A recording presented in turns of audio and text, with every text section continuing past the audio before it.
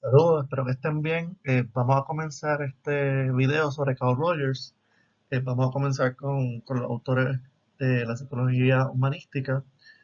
Vamos a empezar con Rogers porque un poco es el motor de todo el movimiento eh, y también porque entiendo que sus planteamientos son al menos en términos clínicos y éticos, los más importantes.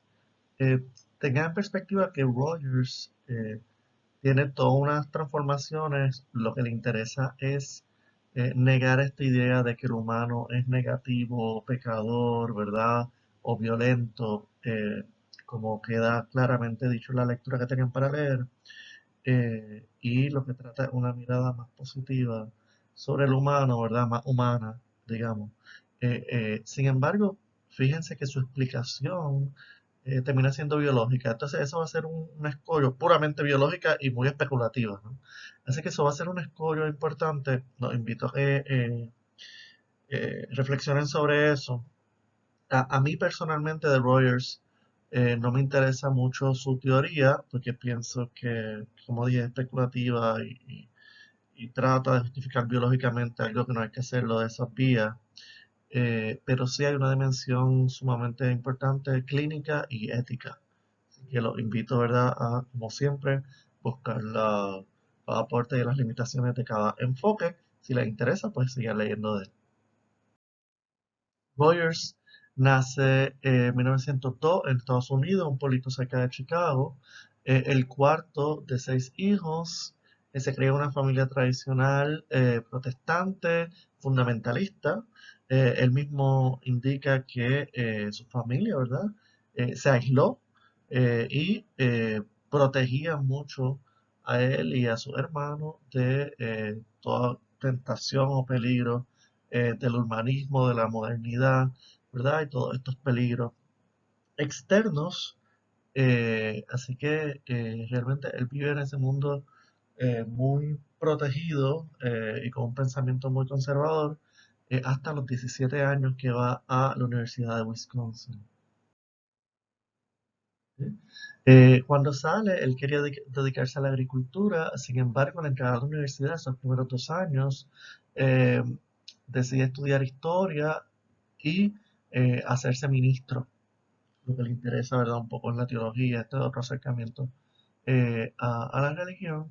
Sin embargo, en 1922 participa en un viaje a China, estaba unos cuantos meses por allá, con la Federación Mundial de Estudiantes Cristianos, y se da cuenta en China que hay gente de diferentes religiones, que hay gente de diferentes maneras de pensar, que pueden ser buenas personas, que no son peligrosos, que no son amenazantes, ¿verdad? Y, y comienza a repensarlo todo, ¿verdad? Según la lectura de Avedaño que tenían, él plantea, ¿verdad?, ese como un turning point en la vida de Rogers. Así que luego, cuando regresa del viaje, 1922 hasta 1924, va a un seminario teológico en Nueva York, bastante progresista, ¿verdad? Y asume una teología liberal que incluso es bastante ecuménica. Así que se va abriendo, ¿verdad? Eh, a buscar las potencialidades positivas del ser humano y dejar los fundamentalismos y los miedos. ¿Ok? En 1928 comienza a hacer trabajo clínico, sobre todo con niños y adolescentes, en departamentos de estudios infantiles, ¿verdad? Y de ahí en adelante se dedica al trabajo clínico. Gracias a eso, él va a empezar a publicar, a escribir y a tener una influencia y abre lo que se llama como la tercera vía en la psicología, ¿verdad? La primera y la segunda siendo el psicoanálisis y el conductismo o el behaviorismo, que es lo que se llama la psicología humanística, que no solamente la psicología humanística, sino también la fenomenología o el existencialismo, dependiendo, ¿verdad?, de dónde uno vaya, pero, digamos, son visiones sobre el humano un poco más abiertas, más positivas, más existencialistas, más culturales, etcétera, ¿no? Eh, Aunque en lo personal yo pienso que el psicoanálisis incluye eso, ¿verdad? Hay muchas lecturas que se pueden hacer de Freud, pero, ¿verdad? Él se revela contra la manera en que Él entiende que el psicoanálisis ve al humano como fundamentalmente negativo, ¿no? Cuyos deseos más íntimos son el incesto y el parricidio, es decir, el asesinato, etcétera. Él lo que va a proponer es que se haga un trabajo, en lo que él llama, ¿verdad?, centrado en la persona o en el cliente. Yo prefiero usar persona que cliente, no creo que esto tenga que eh, quedarse en una relación, ¿verdad?, mercantil. Creo que lo importante es la persona, ¿no? Eh, y él pensaba que la psicoterapia realmente podía tener cambio y que los psicólogos deberíamos ser verdaderos agentes de cambio. Entonces hace mucho trabajo frente a la psiquiatría para que podamos trabajar. De hecho, también Rogers tiene mucho impacto porque desdibuja la división entre counseling y psychotherapy, eh, ¿verdad? Y abre mucho espacio de trabajo allí. Según Lafarga, ¿verdad? Un estudioso de Rogers, él divide los trabajos de Rogers en 5 periodos, de 1940 al 45, como un proceso de identificar cuáles son las variables de el, el proceso terapéutico. Del 46 al 50, eh, el papel del terapeuta y su relación con el cliente o con el paciente. Del 50 al 55, entonces, cuáles son las condiciones necesarias para el proceso de psicoterapia.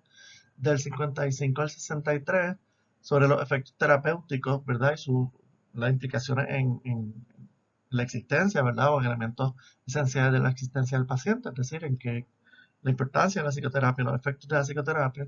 Del 64 en adelante, sobre la evaluación de ese tipo de trabajo con grupos. Una de las cosas interesantes del trabajo de Rogers, que se ven claro en el documento que les di, ¿verdad? En el texto de él, no el de Avedaño, es que para Rogers el trabajo clínico realmente lo que consistía era en poder dar un espacio eh, libre de juicio, un espacio donde no se le pusieran palabras al paciente, sino que el paciente pudiera poner en sus propias palabras, eh, y tratar de percibir él mismo lo que le está pasando, eh, y reflejar más que nada. Si se dan cuenta, en el caso de la señora Oak, él lo que hace todo el tiempo es devolverle lo que ella dijo. Quizá organizarlo un poco a veces, pero devolverle casi a veces lo mismo que ella dice. No le da instrucciones, no la manda. El trabajo de Rogers se denomina no directivo. Eh, y Rogers trabaja así porque él dice que en última instancia, a pesar de que en la superficie parezcamos violentos o iracundos o melancólicos, etcétera, eh, interior, ¿verdad? Debajo de eso, realmente lo que hay son sentimientos positivos. Entonces, esas reacciones no son otra cosa que, digamos, eh, la manera en que podemos reaccionar cuando no entendemos lo que nos está pasando, cuando no percibimos lo que estamos sintiendo. Voy a explicar eso más adelante, ¿verdad? Entonces, para ir adelantando, en términos generales, Rogers lo que piensa es que el ser humano, en tanto organismo, es decir, que en tanto especie, ¿verdad? Como si fuera su naturaleza, es positivo. Y tiene una tendencia a moverse hacia adelante, a ser constructivo, y a ser confiable, a ser prosocial. En ese sentido, un poco como habíamos hablado de Adler, ¿no? Eh, Voy a leer una cita que está en el texto de Avedaño, pero que es de Rogers. Él dice que, mentira, sí, es de Adler, disculpe. Dice, utilizando en la conciencia las experiencias, ¿no? Utilizando en la conciencia, pero reconociendo que su organismo total puede ser, y a menudo es más sabio que su conciencia, es capaz de experimentar todos sus sentimientos y no tiene miedo de ninguno de ellos. Él es su propio suministro de pruebas, pero está abierto a testimonios de todas las fuentes.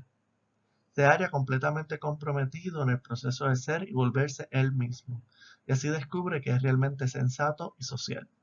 Rogers lo que está diciendo es que cuando tú le das espacio a la gente, cuando tú no lo juzgas, cuando tú permites que esas personas puedan experimentar lo que les está pasando, ponerlo en palabras, ¿verdad? eh, y tener esa oportunidad, lo que encuentran es precisamente que ellos ya tenían todas sus respuestas, que no son lo que ellos pensaban, sino que es lo que sentían. Y pueden entender, convertirse en lo que ellos ya son. Y descubren que son sensatos y sociales, que si hay un deseo violento es por una herida, es decir, porque quieren amor, no porque sean odiosos, ese tipo de cosas.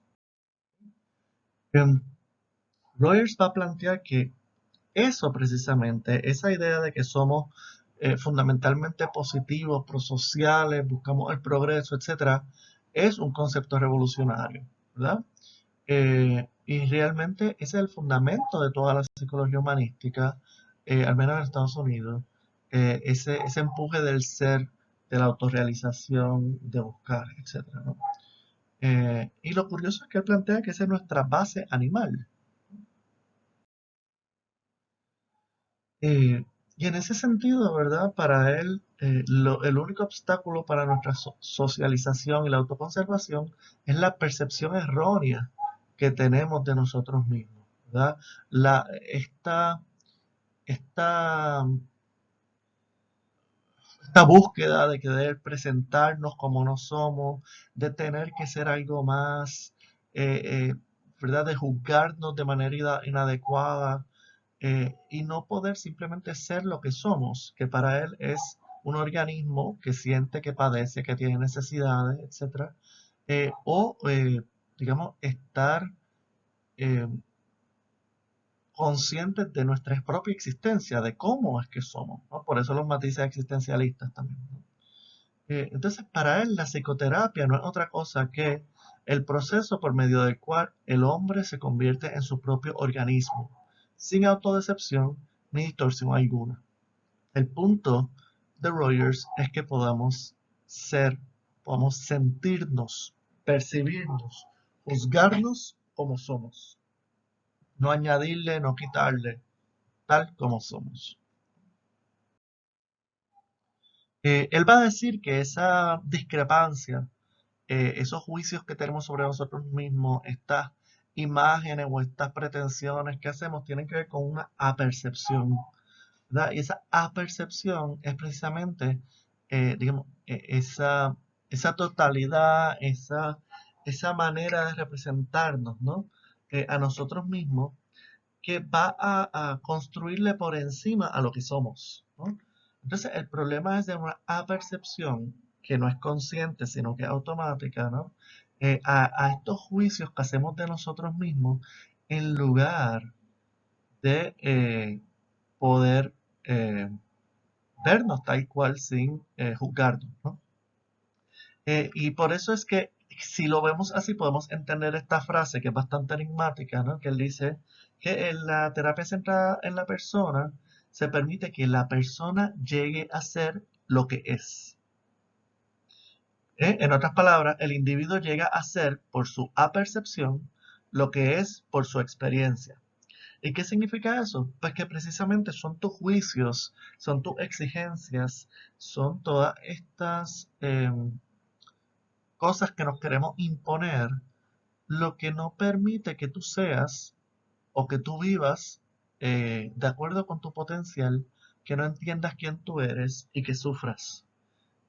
Y que en la medida en que puedas quitar esos añadidos, esos estorbos, esos juicios, esas ideas engañosas, vas a poder sentirte tal cual eres, y poder llegar a ser lo que ya eres, porque ya eso está ahí, ¿no?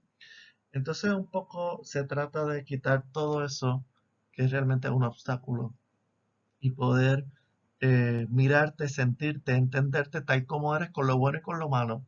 Pero él dice que al poder entender lo bueno y lo malo, en el fondo lo que se ve son una esencia positiva.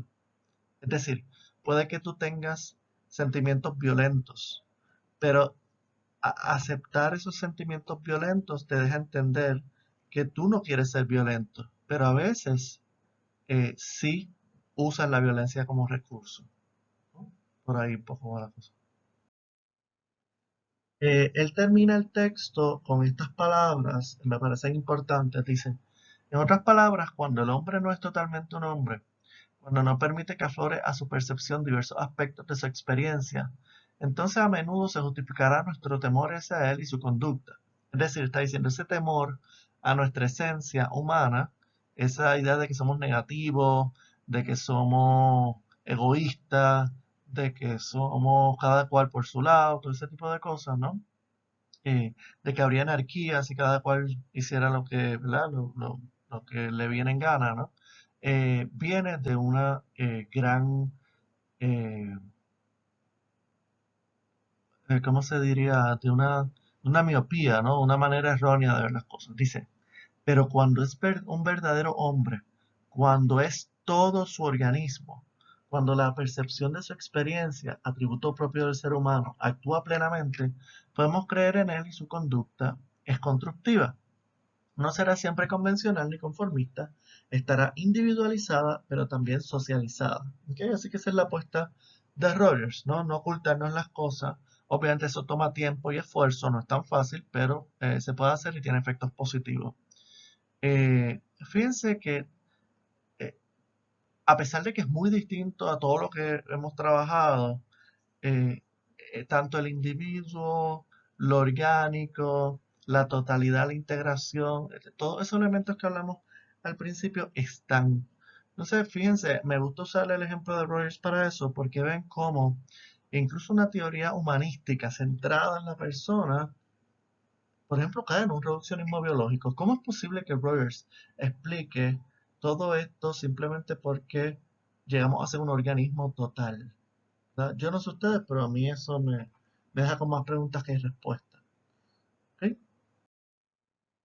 Por último, afortunadamente la psicología es muy joven, ¿verdad? Y sobre todo estos enfoques, y hay muchos videos. Ver a Rogers en acción es mucho más interesante, al menos para mí, que su propuesta teórica, que como les dije, para mí es bastante endeble.